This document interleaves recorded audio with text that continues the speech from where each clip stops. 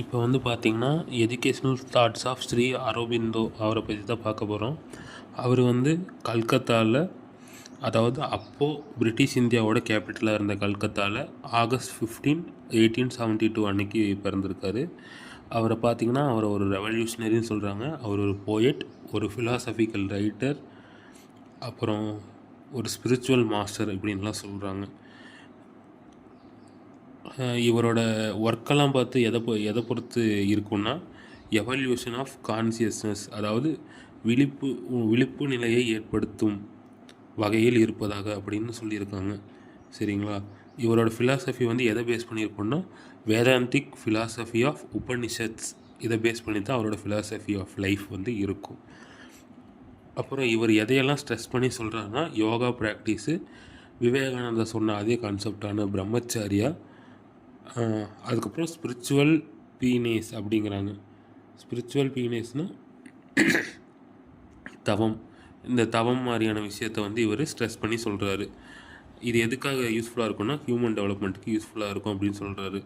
அதுக்கப்புறம் இந்த முன்னாடி சொன்ன மூணுமே எப்போ ஃபுல்ஃபில் ஆகுதோ அப்போ தான் ஹியூமனோட டெவலப்மெண்ட் வந்து ஃபுல்ஃபில் ஆகும் அப்படின்னு சொல்கிறாரு.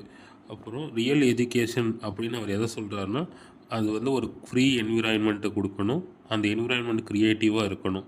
இந்த என்விரான்மெண்ட்டை யூஸ் பண்ணி அந்த ஸ்டூடெண்ட் வந்து அவனோட இன்ட்ரெஸ்ட்டு, க்ரியேட்டிவிட்டி, அப்புறம் ஆஸ்தட்டிக் சென்ஸ் இதெல்லாம் வந்து டெவலப் பண்ணிக்கிற மாதிரி அந்த என்விரான்மெண்ட் வந்து இருக்கணும். அப்புறம் இவரோட எஜுகேஷன் சிஸ்டம் வந்து எந்த மாதிரி இருக்குன்னா, இன்டெக்ரல் எஜுகேஷன் அப்படிங்கிறாங்க. இதில் இவர் ஃபஸ்ட்டு என்ன சொல்கிறாருன்னா, இப்போ நம்ம உலகம் இருக்க நிலைக்கு நம்ம கவர்மெண்ட் காரணம் இல்லை, அதோட செயல்திறனற்ற தன்மை காரணம் இல்லை, ஊழல் காரணம் இல்லை, அதிகாரத்துவம் காரணம் இல்லை. என்ன காரணம்னா, நாம் எல்லாரும் நம்ம விழிப்பு நிலையிலிருந்து தவறிட்டோம், அதுதான் காரணம் அப்படின்னு சொல்கிறாரு. இதை மாற்றம்னா என்ன பண்ணணும்னா, ஒரு இன்னர் சேஞ்ச் வரணும். ஒவ்வொரு மனிதனுக்குள்ளேயும் ஒரு இன்னர் சேஞ்ச் வரணும். அந்த இன்னர் சேஞ்ச் வந்து அவனை எக்ஸ்டர்னலாக சேஞ்ச் பண்ணும். அப்படி பண்ணுற எக்ஸ்டர்னல் சேஞ்சு வந்து ஹோலிஸ்டிக்காக இருக்கணும். அதாவது எல்லார்கிட்டையும் அந்த சேஞ்ச் வந்துட்டால் இந்த உலகம் வந்து மாறிடும் அப்படின்னு அவர் சொல்கிறாரு. இப்படி வர்ற சேஞ்சு தான் எப்படி இருக்குன்னா, எவர் லாஸ்டிங்காகவும் இருக்கும், மீனிங்ஃபுல்லாகவும் இருக்கும் அப்படின்னு சொல்கிறாரு. இதை எப்படி இந்த இன்னர் சேஞ்சை நம்ம அடைய முடியும்னா, இன்டெக்ரல் எஜுகேஷன் மூலமாக மட்டும்தான் இதை வந்து அடைய முடியும் அப்படின்னு சொல்கிறாரு. இவரோட இன்டெக்ரல் எஜுகேஷனுங்கிற கான்செப்ட் எங்கேருந்து எடுத்தார்னா, development of soul of India to her future need, to the greatness of her coming self creation, to her eternal spirit அப்படிங்கிற இதுலேருந்து தான் அவர் அந்த இதை வந்து எடுத்திருக்காரு. எஜுகேஷனுங்கிறது என்னன்னு சொல்கிறாருன்னா, ஒரு மனிதனுக்குள்ளே இருக்க பெஸ்ட்டு பொட்டென்ஷியலை வந்து வெளியே கொண்டு வர்றது. அதை தான் வந்து அவர் என்ன சொல்கிறாருன்னா எஜுகேஷனுங்கிறாரு. அப்படி கொண்டு வர பொட்டென்ஷியலை யூஸ் பண்ணி சமுதாயத்தில் இருக்க மக்களோட நல்லிணக்கத்தோட, மனிதநேயத்தோட வாழணும், அவனை ஒரு முழுமையான மனிதனாக மாற்றணும் அப்படிங்கிறது தான் எஜுகேஷன் அப்படின்னு சொல்கிறாரு. அதுக்கப்புறம் பார்த்திங்கன்னா, அவர் education is an instrument for real working of the spirit in the mind and body of the individual and nation அப்படின்னு எஜுகேஷன் பற்றி சொல்லியிருக்காரு. க்ரோத் ஆஃப் சோல், அதாவது சோல், அதோட பவரு, அப்புறம் அதோட பாசிபிலிட்டிஸ் இதெல்லாம் வந்து க்ரோத் ஆனால் தான் நேஷன் வந்து ஸ்ட்ரென்த்தாகவும் என்ரிச்மெண்ட்டாகவும் இருக்கும் அப்படின்னு சொல்கிறாரு.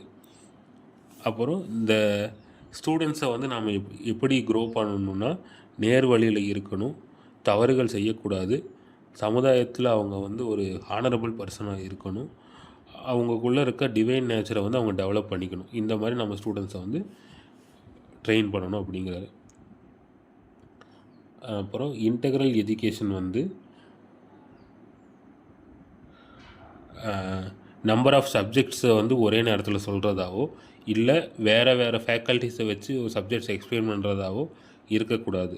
இதோட பேசிஸ் எப்படி இருக்கணும்னா, நிறைய ஃபேக்கல்ட்டிஸ் இருக்கணும், அதே நேரத்தில் நிறைய சப்ஜெக்ட்ஸ் இருக்கணும். இதை வந்து இதிலிருந்து அவங்க வந்து நாலேஜ் அக்வயர் பண்ணிவிட்டு அந்த நாலேஜை வச்சு அவங்க ஸ்கில் டெவலப் பண்ணுற மாதிரி இந்த எஜுகேஷன் வந்து இருக்கணும் அப்படின்னு சொல்கிறாரு. அதுக்கப்புறம் ஃபிசிக்கல் அண்ட் மாரல் எஜுகேஷன், அது எப்படி இருக்கணும்னு சொல்கிறாருன்னா, இவர் ஒரு ஹெல்த்தி பாடி இருந்தால் தான் இன்டலெக்சுவல் அண்டு ஸ்பிரிச்சுவல் டெவலப்மெண்ட் வந்து இருக்கும் அப்படின்னு சொல்கிறாரு. இவரோட ஃபிசிக்கல் அந்த டெவலப்மெண்ட் அப்படிங்கிறது என்னென்னா, ஆர்கன் ஃபங்க்ஷனிங் மட்டும் இல்லாமல் ஸ்ட்ரென்த்து, பேலன்ஸு, பியூட்டி இது 3மே வளரணும் அப்படிங்கிறாரு. அப்புறம் development of the physical consciousness must always be a considerable part of our aim அப்படின்ட்டு இவர் வந்து சொல்லியிருக்காரு. The education of intellect says இப்போது ஒருத்தங்கிட்ட இன்டெலெக்சுவல் நாலேஜ் மட்டும் இருக்குது, ஆனால் அவன்கிட்ட மாரல் ஆர் எமோஷ்னல் நேச்சர் இல்லைன்னா அவன் ஒரு மனிதனாக இருக்கிறதே வந்து என்னென்னா ஒரு ஆபத்தான விஷயம் அப்படின்னு வந்து சொல்கிறாரு. அப்புறம் இவர் அந்த ஹார்ட் அண்டு மைண்டு அப்படிங்கிற 2 விஷயத்தையும் ரெண்டும் சமம் இல்லை, ரெண்டும் வெவ்வேறு பொருள் என்று டிஸ்டிங்கிஷ் பண்ணி சொல்கிறாரு. இப்போது மாரல் அண்டு ரிலீஜியஸ் எஜுகேஷன் இருக்கிறதுனால என்ன ஆகும்னா, சில்ட்ரன்ஸ் கிட்ட டிஸ்பிளின் அண்டு வேல்யூஸ் வந்து வளருங்கிறாரு. ஆனால் இதை வந்து எப்படி இருக்கணும்னா சஜஸ்டிவாக இருக்கணும், இதை அவங்கக்கிட்ட நாம் இம்போஸ் பண்ணக்கூடாது அப்படிங்கிறாரு. The first rule of moral training he says is to suggest and invite, not command or impose அப்படிங்கிறாரு. அப்புறம் எய்ம்ஸ் ஆஃப் எஜுகேஷன், இவரோட எய்ம்ஸ் ஆஃப் எஜுகேஷன் பார்த்திங்கன்னா first physical development and purification இது 2 இருக்கணும் ஒரு ஸ்டூடெண்ட்டுக்கு. இது 2 இருந்தால் தான் அவனுக்கிட்ட வந்து என்ன இருக்குன்னா ஸ்பிரிச்சுவல் டெவலப்மெண்ட் வந்து இருக்கும் அப்படிங்கிறாரு. அதுக்கப்புறம் அவனோட சென்சஸ் டெவலப்மெண்ட்டுக்கு ட்ரைனிங் கொடுக்கணும். Hearing, speaking, listening, touching, smelling and tasting இது டெவலப் ஆகிற மாதிரி நம்ம ட்ரைனிங் கொடுக்கணும். அடுத்தது மென்டல் டெவலப்மெண்ட்டுக்கு நம்ம ட்ரைனிங் கொடுக்கணும். மென்டல் டெவலப்மெண்ட்னா memory, thinking, reasoning, imagination and discrimination. அதுக்கப்புறம் மாரல் டெவலப்மெண்ட்டுங்கிற போது லவ்வு, சிம்பத்தி, எம்பத்தி, அப்புறம் consideration for all living beings மற்ற உயிரினங்களை பற்றியும் நாம் வந்து கருத்தில் கொள்ளணும். இதெல்லாம் ஒரு மாரல் டெவலப்மெண்ட்டு கீழே சொல்கிறாரு.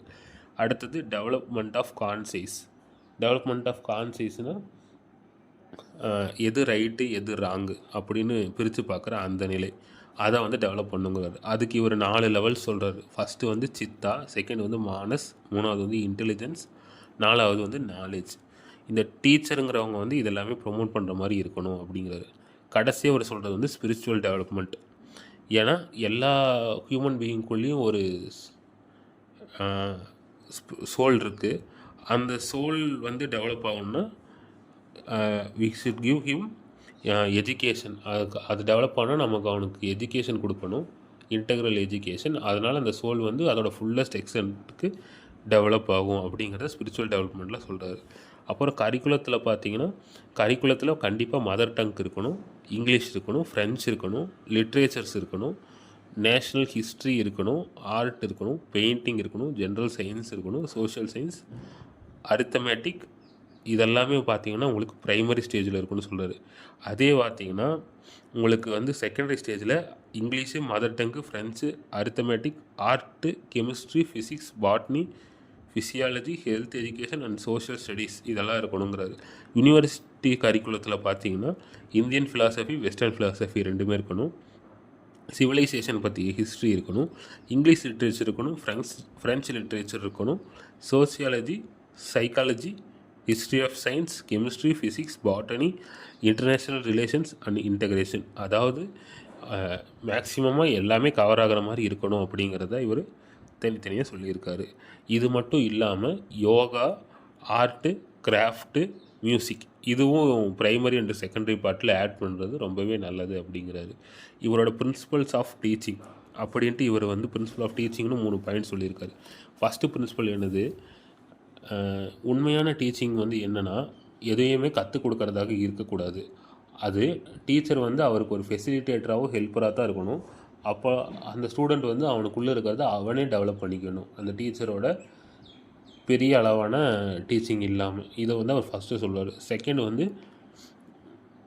மைண்டு வந்து க்ரோ ஆகணும். எப்படின்னா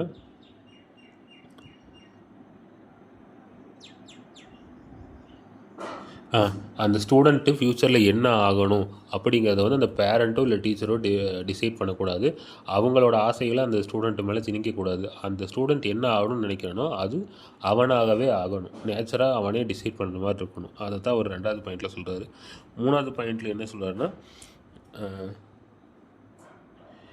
எஜுகேஷன் வந்து டைரெக்டான எக்ஸ்பீரியன்ஸில் இருந்து தான் கிடைக்கணும். அந்த ஸ்டூடெண்ட்டே எக்ஸ்பீரியன்ஸ் பண்ணி கற்றுக்கிற எஜுகேஷன் தான் என்னவாக இருக்குன்னா பர்மனெண்ட் எஜுகேஷனாக இருக்கும். மற்ற எஜுகேஷன் எதுவுமே பர்மனெண்ட் எஜுகேஷனாக இருக்காது. அவனோட ஓன் எக்ஸ்பீரியன்ஸ் மட்டும்தான் அவனுக்கு கடைசி வரைக்கும் நிலச்சிருக்கும் அப்படின்னு சொல்கிறாரு. அதுக்கப்புறம் சில்ட்ரனுக்கு வந்து ஒரு ஃப்ரீயான என்விரான்மெண்ட் கொடுக்கணும். அவங்க வந்து லவ் அண்ட் சிம்பத்தியோட அவங்கள கன்சிடர் பண்ணணும். மோஸ்ட்லி மதர் டங்கில் எஜுகேஷன் கொடுக்குறது அவங்களுக்கு ஈஸியாக அண்டர்ஸ்டாண்ட் பண்ணுறதுக்கு ஹெல்ப் பண்ணும். கஷ்டமான சப்ஜெக்ட்ஸை கூட ஈஸியாக புரிஞ்சிக்க முடியும் அப்படின்னு சொல்கிறாரு. அதுக்கப்புறம் பெஸ்ட் மெத்தட், அவருக்கு பெஸ்ட் மெத்தட் டு டீச் எதை சொல்கிறாருன்னா லேர்னிங் பை டூயிங். அதை தவிர வேறு பெஸ்ட் மெத்தடே இல்லைன்ட்டு அவர் சொல்கிறாரு. அதுக்கப்புறம் டீச்சர் அண்ட் ஸ்டூடெண்ட்டோட கோஆப்ரேட்டிவ் ஆக்டிவிட்டியை பொறுத்து தான் இந்த எஜுகேஷனுங்கிற அந்த இது வந்து டிசைட் ஆகும் அப்படின்னு அவர் சொல்கிறாரு.